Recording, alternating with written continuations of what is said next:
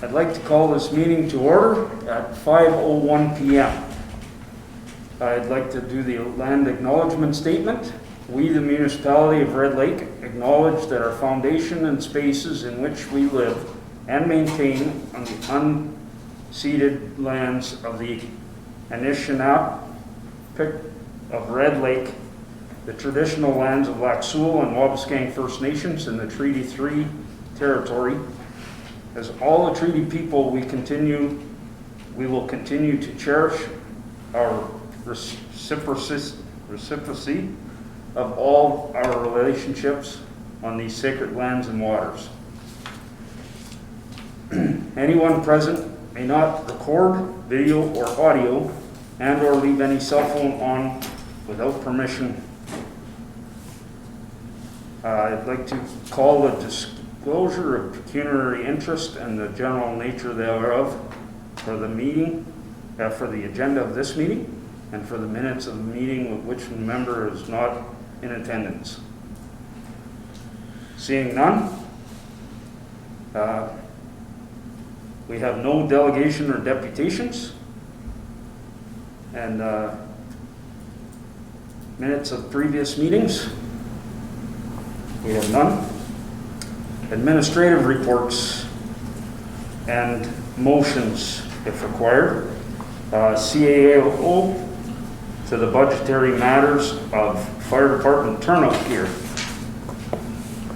Mr. CAO. So the request before you, and ultimately we're going to be asking council to make a decision on approving unbudgeted money.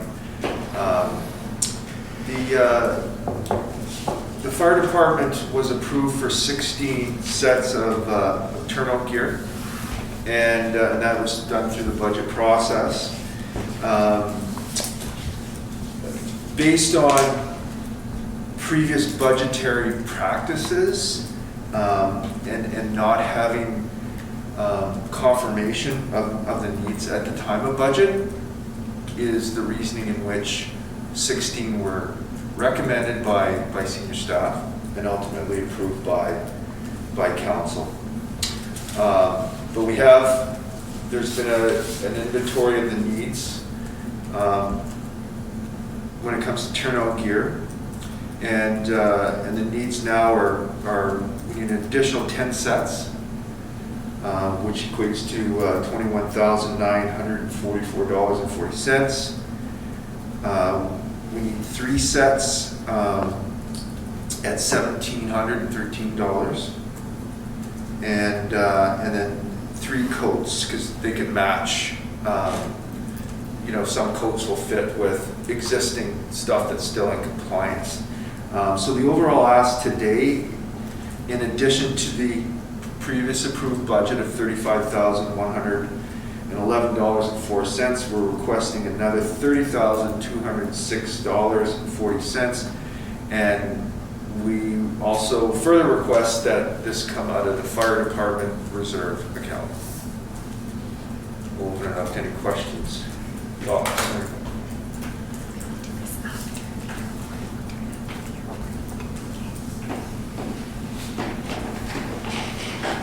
Yes. Thank you, Mr. Chair. Do we know how much is in fire reserve by any chance, approximately? I do not have that number in hand right now. But the 30,000 that we're asking for would cover, we would have at least that in the reserve. We have at least that. I believe our reserve is around 150,000. I just don't have the exact number to provide council at this time. And my belief, you may not know the answer to this, but my belief is this gear is good for 10 years. Yes. 10 years. All right, great, thank you. Any other questions? Councilor Hager. So we had originally approved, just for clarification, 16 sets, Correct. and the ask is for how many more? 3. It would be another 10 sets, Okay. and then there's sets that can be matched with a jacket and and like a coat and I guess the bottom part, the overall part, for lack of a better term. Okay, can I just ask just for further clarification? So this was not perceived as a need back in, when the budget was being set in the fall of 2020? It was not a confirmed need at that time, and again, that's based on historical budgetary practices, submitting a budget, to be a little bit more candid. Okay, thank you. Councilor Duke? So that's a total with the 16 already pre-approved, that's 26 full sets. And a couple of jackets and that. And I understand that they're only good for so long, and there's not a doubt that our firefighters need them to do their job. But I think going forward, 26 gears is probably at least close to half, if not 33% of our fire. Like, we shouldn't be switching everything out at once. It should be better planned and, switching out 4 or 5 a year. So it's not one big hit every 10 years, or next year there might be another, 14, 15 to get it back up. I think some better planning or looking ahead should be done. And it's not just one. If you budget for 4 or 5 a year and keep the steady flow, it's probably a little bit, business-wise, it's probably a little bit better to do that. And there'll always be the odd one that gets ruined or something along the way, but, you can replace it with one that's not out to date instead of being stuck at the last minute. I'm sorry. Apparently. Go ahead. No, I was just gonna go along with what you're saying, that that has been discussed and that needs to be implemented with future coming budgets. So we're not taking a large hit of once for turnout gear every 10 years if they're need to be replaced. I'd just like to add to that, and I understand where the mayor and the councilor's coming from, but there are times when there's funding opportunities, and I don't believe this is the case, but just to forewarn you with other things, there are times that there's funding opportunities. I know with the fire department, and it could have been with cylinders, but there's a funding programs, they could come out, whereas you can buy a bunch, and then you have a bunch that has to be replaced. So this, I'm not saying this is the, what occurred here, but in some instances it does happen, but I agree wholeheartedly. And again, that's probably the basis of some of the comments earlier. We can always be better planners. Definitely. No more questions? All right. So if I may say, we have a resolution on the floor, but however, we were wondering if we could deal with item number 2 at the same time, because this resolution covers both items. Okay. So we'll go to the airport equipment, snow blower for discussion. Mr. Cielo. So, a little bit different circumstances here. This request came from the Thunder Bay Airport Authority, of course, the manager, Dwayne Riddell. The snow blower at the airport suffered major failure late last winter.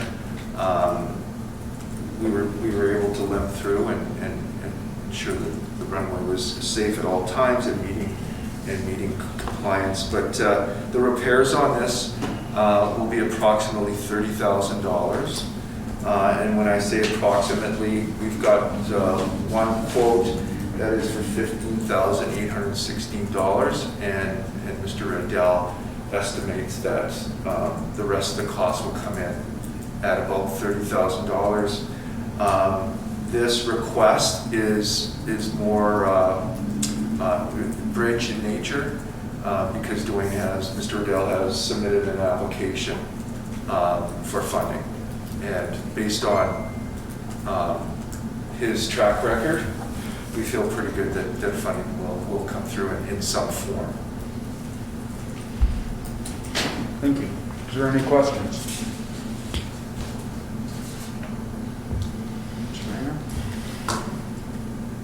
All right. So, moved by Councillor Hager, seconded by Councillor Baduch. Resolved that the Committee of the Whole hereby recommends the Council approves the expenditures of the following budgeted items. Fire Department turnout gear for $30,206.40, and airport equipment snow blower, approximately $30,000. All in favor? Passed.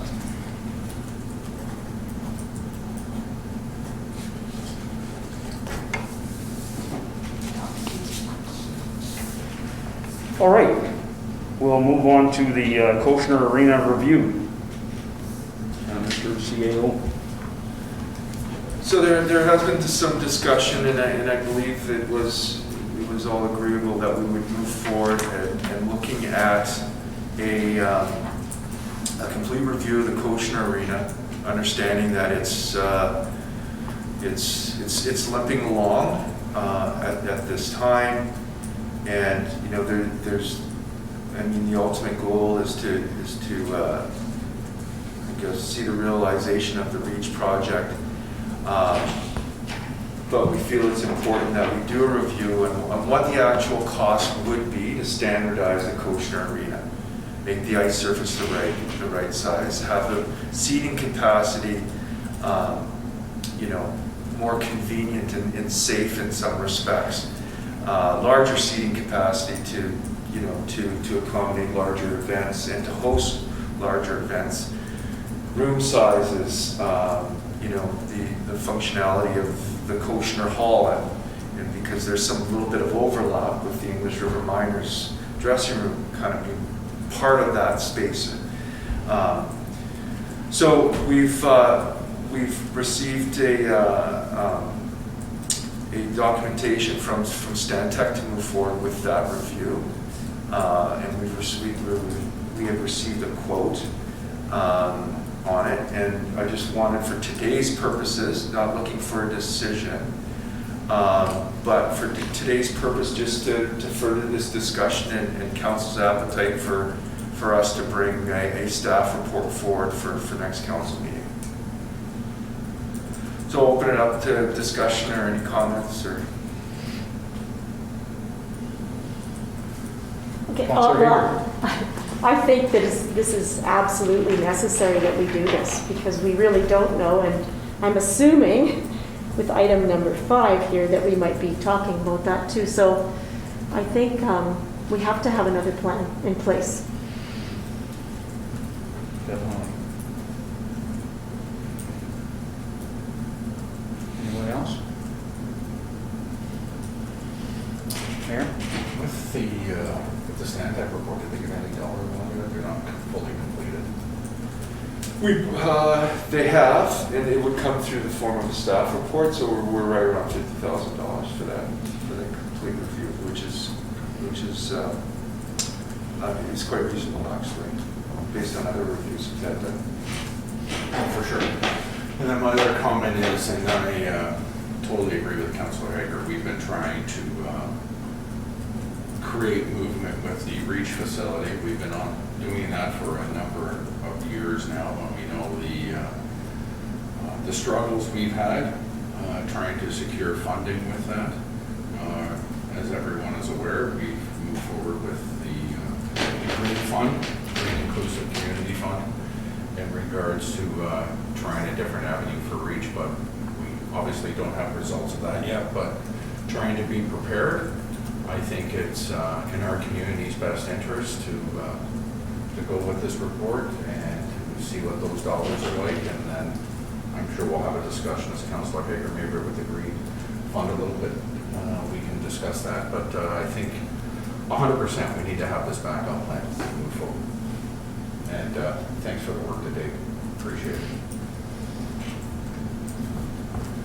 I totally agree. I feel that we should be looking into an alternative because of the REACH committee so far. We definitely need some backup, as you said. So we'll move right into the Green and Inclusive Community Building submission. Mr. CAO. So we'll defer the municipal modernization. I don't think that's, Yeah, if that's sorry. agreeable. I went one too many. Yeah. I'm getting ahead of myself. Again, I mean, we've received a letter from the Honorable Minister Clark to our mayor stating that we've been approved under this program, and the review is designed to look at our current operations, look for efficiencies, and that would be at the transfer site, obviously, and any associated contracts. And again, we're very, very pleased with our existing contracts and shared services arrangements, but we'll be reviewing those as well. And also we'll be looking at a long-term waste management strategy, and that's where we're going to need, there'll be some outreach to council for some input on that. And that's something that we've talked about, and we will continue our outreach with partners north of us, but we need to look at a long-term strategy that not only benefits Red Lake, but benefits the near north as well. Again, just opening up for comments if anyone wants to add. May I ask a question? So we have $80,000 and it is specifically for a third party. Do we have anybody in mind? We don't yet. Oh. Our challenge is going to be is the timelines of November 30th. So we're working diligently on going through that process, but because it is a process to land with a consultant for $80,000. So and we might be talking about this further because it might be a little bit bigger than that, giving our goal. So we might have to look into funding a portion of the project as well, but we don't know that yet, which is kind of forewarning. Mayor Moore. Yeah, thank you. Very happy to receive that letter from Minister Clark in regards to receiving potentially $80,000 towards that. And again, to just repeat a little bit of what the CAO said, our long-term waste strategy is very important here. And we've had discussions previously with our neighboring communities to the north, and they're also experiencing long-term waste issues as well too. So I think a partnership could work very well, but we'll see what happens going through this entire process. But very happy the province acknowledged our application and we received the $80,000. So kudos to Minister Clark and his team. So thank you. Definitely. Any other questions? All right. Now, going back to my prior. So, upon council's direction, we submitted under the Green and Inclusive Community Buildings Initiative, and in that submission, it's kind of a phase one to the REACH facility, and that would include the arena, 500 seats, seat capacity, dressing rooms, indoor walking track, and some multi-purpose spaces, so for some meeting spaces, etc. Our submission, we did receive an acknowledgement from our engineer on record as it relates to the REACH facility, and verifying that we are shovel ready, Class A. We have Class A estimates.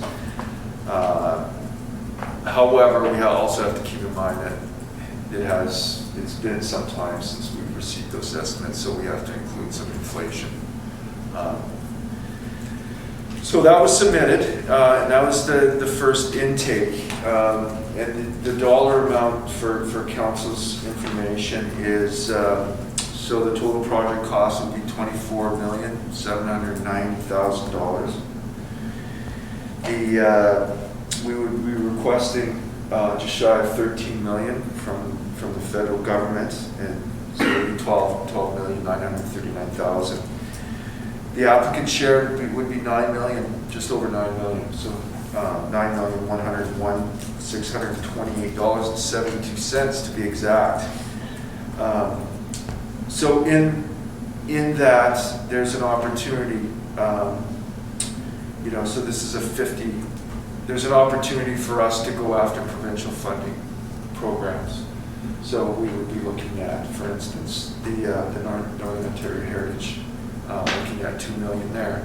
Then of course we would lean on our community, whether the us regular folks and our deeper pockets industry partners. So that has been submitted. We have not heard anything yet.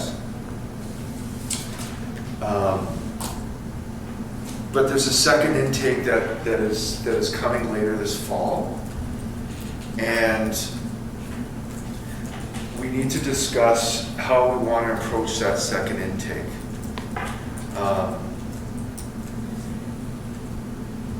From a staff perspective, we feel it's important that if we are going to submit for the entire REACH facility, that we engaged our engineers of record relating to REACH, right? And that being Stantec, that we engage them to assist with the application process from start to finish. And of course, there will be a cost associated with that, and I do not know what that cost will be at this time. But we'll need to start thinking about that because they'll need some lead time. We tried to get them to do it the first time around. They just didn't have the resources to assist us at that time. And plus, there was a short time window. So again, for discussion, something that perhaps council we can either discuss further tonight, or at least we should jot down some thoughts and discuss further. But this will most likely come back to the table based on the parameters of the program. Our level of confidence of being approved for the first intake are not high.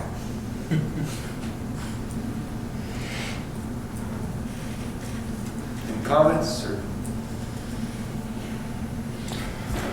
Yes, Mayor Moore.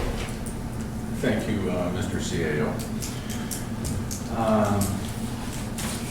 Confidence levels.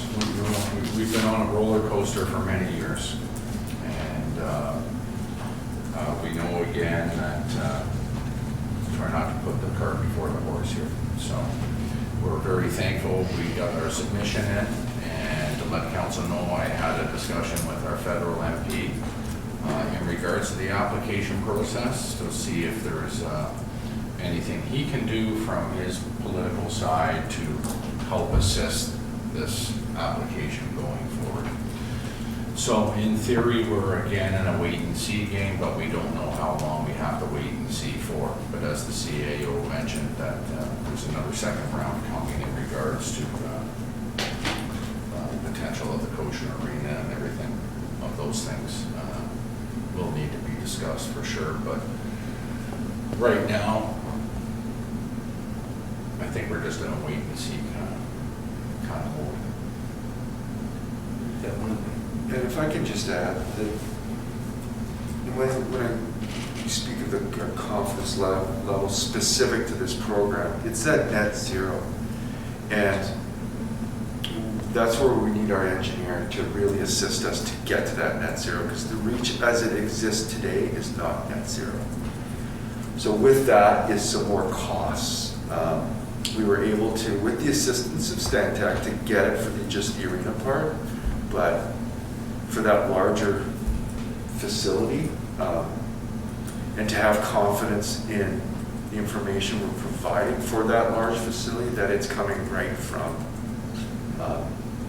the engineer, and it's supported through documentation beyond a letter that we can get there. If that makes sense. Yep. Definitely. Is there any other questions or comments? Sure. And again, we submitted a strong application to the best that staff could. So, you know, we got documentation from the engineers. We've done everything we can to submit under this green fund. So I'll say it again. I've spoken to our MP, and I will continue to speak to our MP to get him to assist us wherever he can to help move this application forward. So we'll do everything humanly possible to see getting this approved. Something we did along with the REACH program, but we know from a political side sometimes that poses challenges for us. So we'll see what we can do, but I want to thank staff for all their work they've done in another large application that they submitted to the federal government. Truly appreciated from, I'm sure, all of council and our residents, and hopefully, in the future we'll have some good news, but Yeah. we've been down this road before. Yeah, definitely. Well, thank you very much. If we have no more questions, we'll go on to the forest fire briefing. Mr. CAO?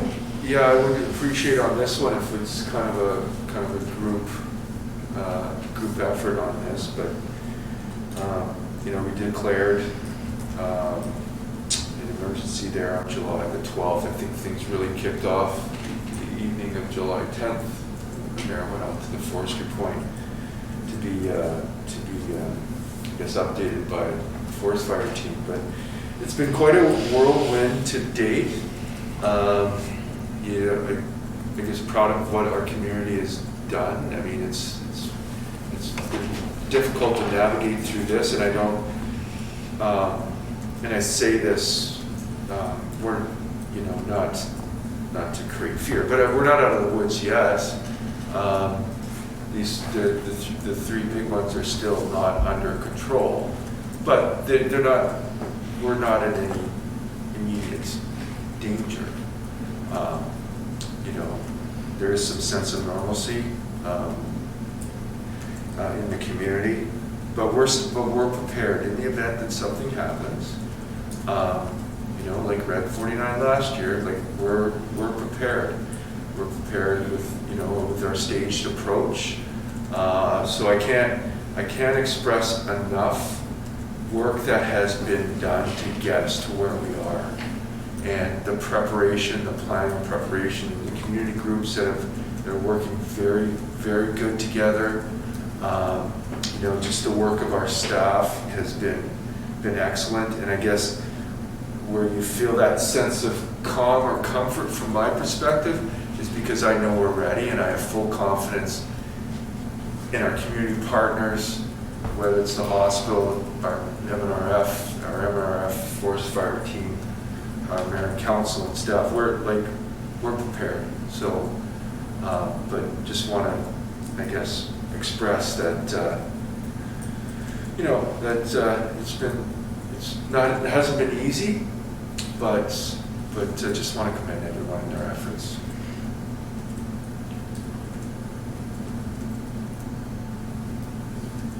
Can I just say, I don't know if anybody else heard the news today just with regards to the UN report and regards to climate change, and that the new normal is going to be that there are some things that are not going to go away. It's, you know, the temperatures, the highs, the extremes, the weather. So I think we learned a lot in the past 2 years. And you're right, we've formed amazing partnerships. And it's been so exciting to watch how the MNRF have approached it and looking at the safety of the whole area, you know, and putting things in place that I think will help us in the future. So Yeah, you're right, we're not out of the woods, but I also think that we're in a much better position this year than we were last year. So, yeah, thanks to all the staff for, like, it's been a stressful summer. It really has. Yeah. Anyone else? Any more? Thank you. CAO kind of wrapped it up very well there, what he said, but just to piggyback on a few things, our community has come together once again. Our local volunteer firefighters did an amazing job so far and continue to do that along with our MNRF partners. All of our planning, and as the CAO mentioned earlier, I'm very confident if things digressed and turned, we are prepared. No stretch out of the woods as of yet, using the CAO's terms, but I'm feeling confident right now. Especially, I received a phone call this morning from the hospital saying they've had discussions with the MNRF and they're repatriating back along with the nursing home coming this week. So they've had their discussions with the MNRF, and my assumption, not that I want to make any assumptions, but they're comfortable bringing patients and clientele back into our community. So that's comforting to hear as well too. So a big thank you to everyone, and also including staff for everything they've done to date and will continue to do so in the future. So a thank you to everyone so far in this process. Definitely. Anyone else? All right. Moved by Councillor Baruch, seconded by Councillor Hager. Resolved that the Committee of the Whole hereby adjourns to meet again at the call of the Chair. All in favor?